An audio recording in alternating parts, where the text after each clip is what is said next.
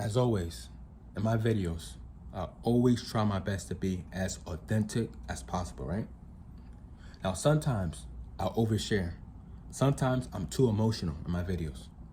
Sometimes I'm too vulnerable. Sometimes I go back on my videos and I say, oh shit. I said, why did I say that? That's embarrassing. You just embarrass yourself, right? But then I say to myself, how many people out there, how many millions of other people out there feel the same exact way? The only difference is that I'm expressing myself for the whole world to see, right? Here on YouTube. I'm making it known. Yeah, listen, I feel this way. I feel X, Y, and Z. You know, like I said, I'm making myself vulnerable, right? But I know that there has to be millions upon millions of people that feel the exact same way. So these videos are mainly for ex-Jehovah's Witnesses, right? Because we are all in the same struggle.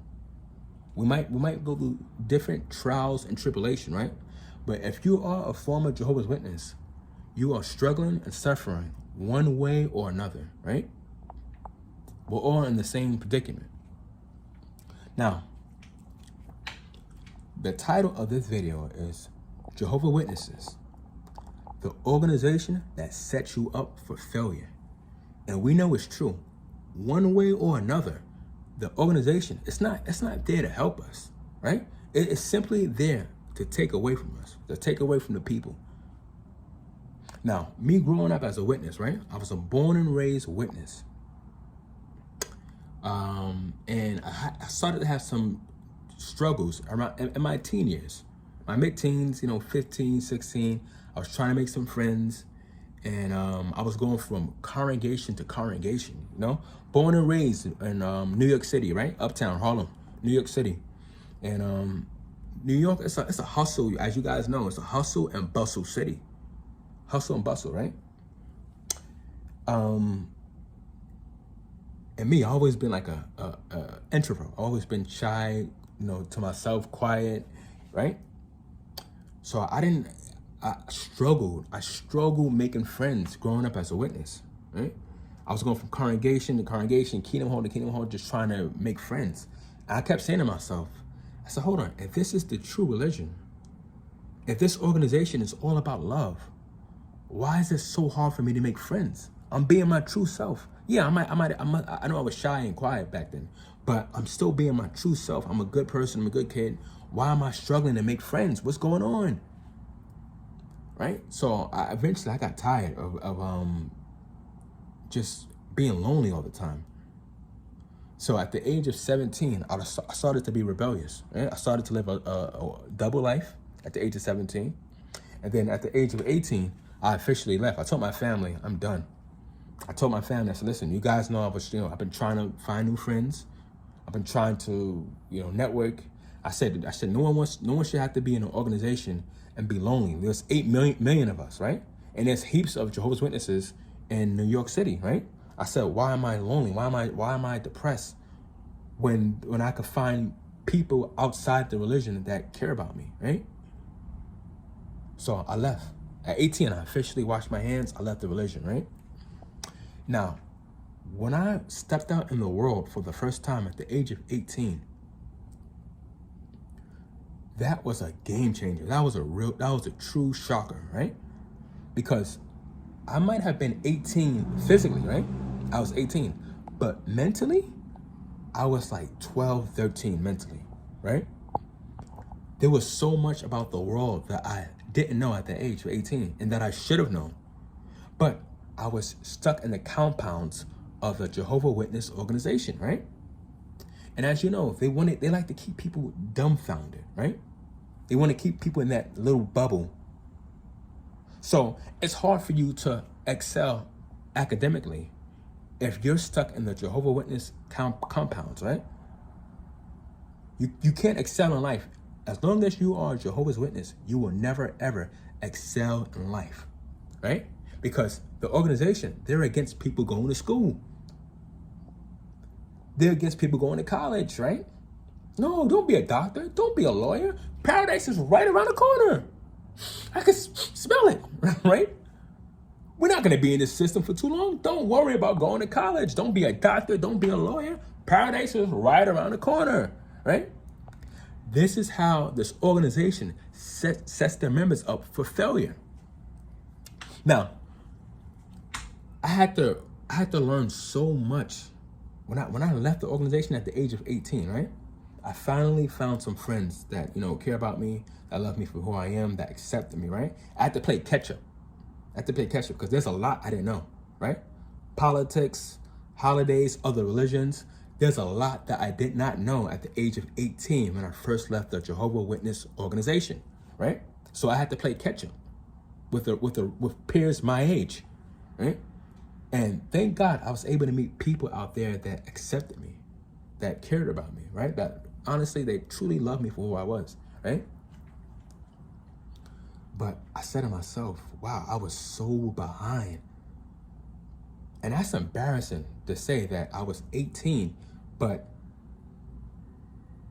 mentally and emotionally, I had the brain of a 12, 13-year-old.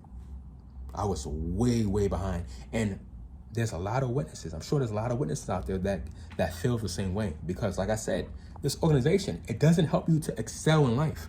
It's not here, the organization is not there to help people succeed, right? It's there to take. Now, how many people, how many elderly Jehovah's Witnesses do we know? They have no 401k plan, right? They have no savings, right? They could have been born and raised witnesses that are now in their 70s and 80s. Can you believe that? Being a born-in witness, and you are now in your 70s and 80s. And the reason why you have no savings and the reason why you have no 401k plan is because you've been hearing paradise is right around the corner. That elderly person could have went to school, right? They could have become doctors, lawyers. They could have had really good careers in their lives, right? They could have had savings. But once again, the organization, this is how they set people up for failure financially, on a financial aspect, right? This is how they set people up for failure financially. They'll fill your heads up with these lies. Paradise is right around the corner. Can you imagine someone 50 years ago hearing that? Oh, we're going to be in a new system pretty soon. Imagine 50 years ago, they heard that, right? And now this person is in their 70s and 80s with no savings. And now they are relying on their brothers and sisters in the organization to help them financially.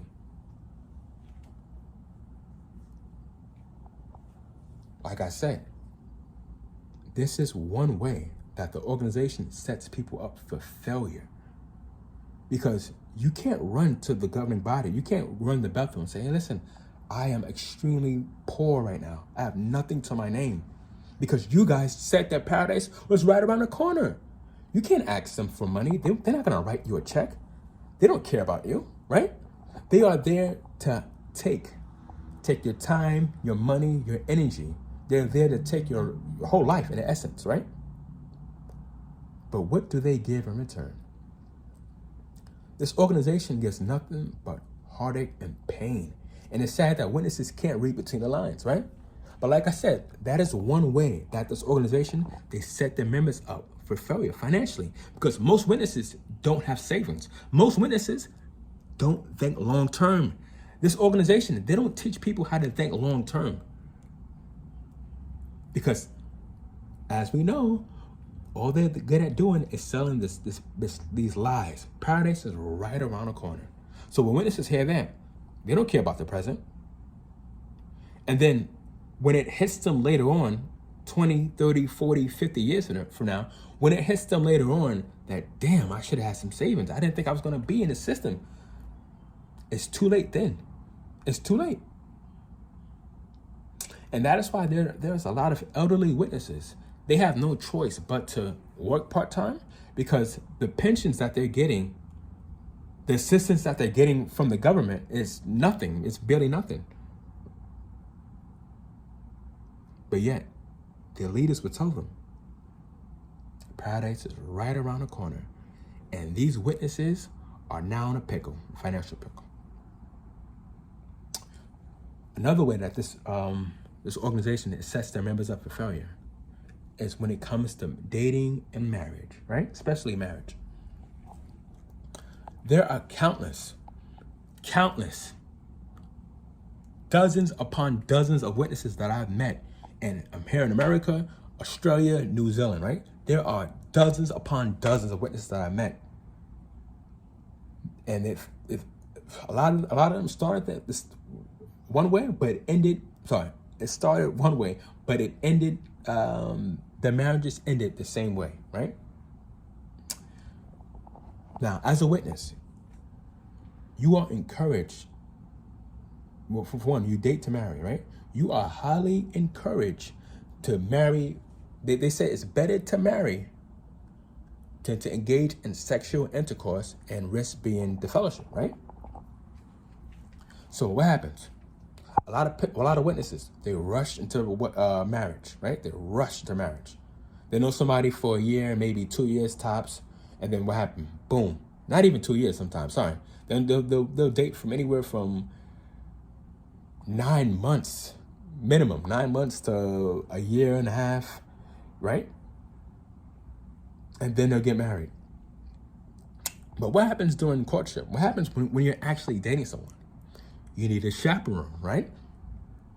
You can't just date somebody and two people of the opposite sex go out alone as a witness. That doesn't happen, right? I'm talking about with the devout witnesses, that doesn't happen, right? So you have a chaperone. You have two people and you have a third party involved, right? You have a chaperone of you.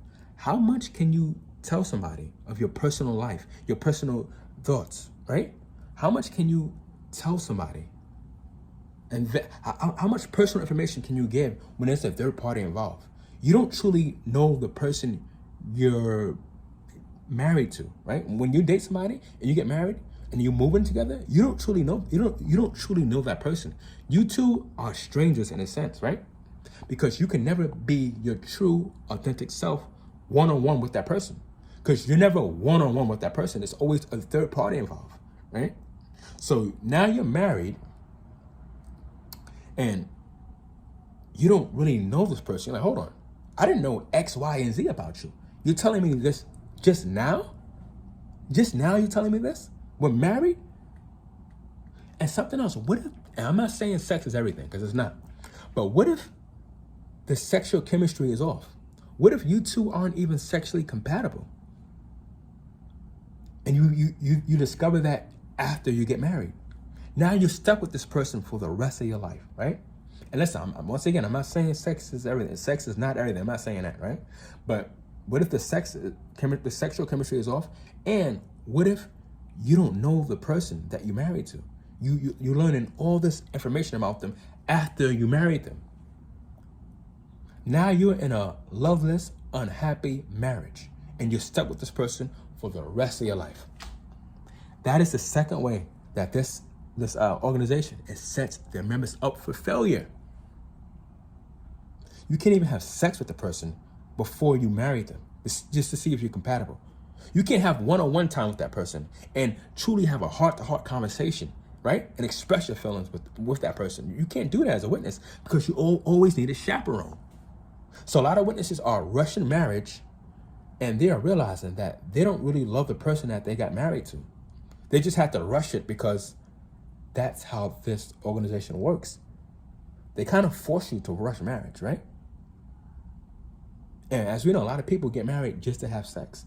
Like I said, what if the sexual chemistry? What if the sex? What if you guys are not on the same wavelength sexually, right? The sexual chemistry could just be off.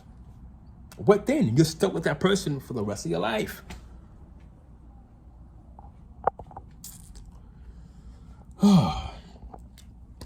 And also, so this organization, they are extremely good at isolating witnesses from the rest of the world, right?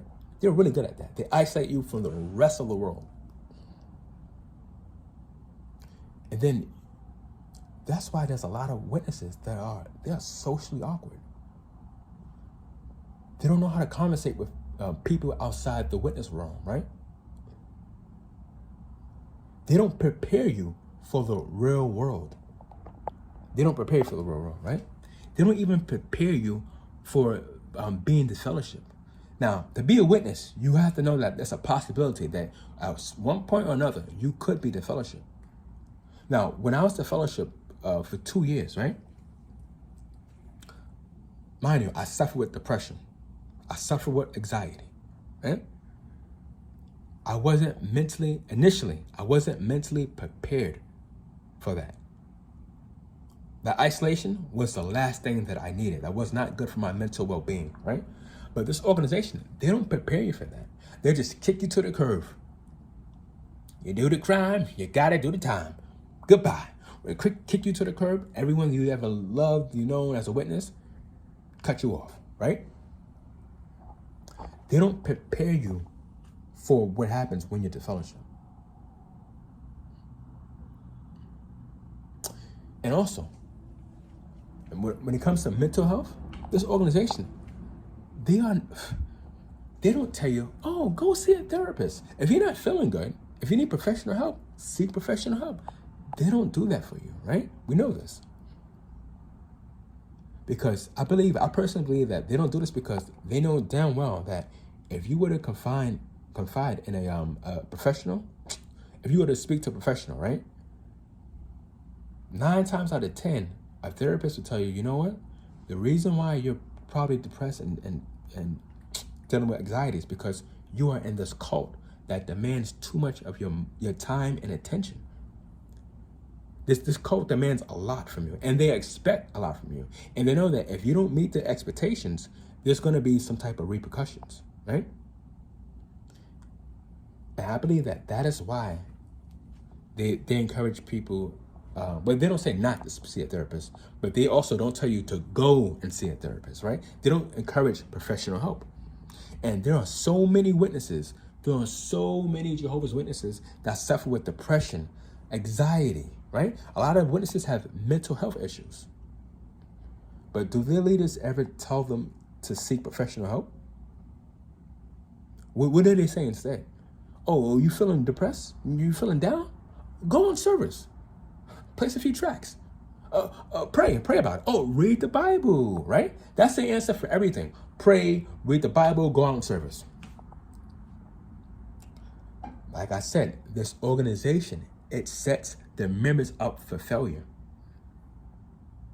Financially, witnesses don't have no savings, right? They don't think long term. They are about the present. They're about the here and now. But they don't help people prepare for the long term, right? And that's why a lot of elderly Jehovah's Witnesses, they are in a huge pickle right now. No savings, no 401k plan, nothing, right? When it comes to marriage, people are not on the same wavelength when they get married. They get married to strangers for the most part because they discover so much about their partner that they didn't know prior marriage. And now they are stuck with this person forever, right? As I mentioned before, academically, right? Like I said before, when I left the organization, I wasn't where I should have been academically. I wasn't. And I'm thankful that I was able to play catch up, right? I was able to do my research, dive into politics, holidays, other religions. I'm thankful I was able to have an open mind and I was able to excel. I needed that. But when I initially left, like I said, I was an 18-year-old in a 13-year-old body. I didn't know jack shit about the world because this organization doesn't teach you jack shit, but it doesn't teach you anything outside the realms of the Jehovah Witness world, right? All you know is Jehovah Witness stuff. You don't know nothing about the real world, right? And a lot of us, a lot of people, a lot of XJWs that wake up, we gotta go through the school of hard knocks, unfortunately, right? Just like I had to. We gotta go through the school of hard knocks in order to learn things, right? But this organization, it is not for the people. It is there to help people fail. It's not there to help people succeed, unfortunately. You don't succeed as a witness. And me in my mid-30s, I have way, way more life experience than a born-in witness who's always been in an organization in their 60s or 70s. I have way more life experience. I've traveled, right? I've interacted with people from other cultures, different walks of life, different religions, right? That's how you learn. That's how you learn. That's by being around other people, exploring new things, trying new things, right?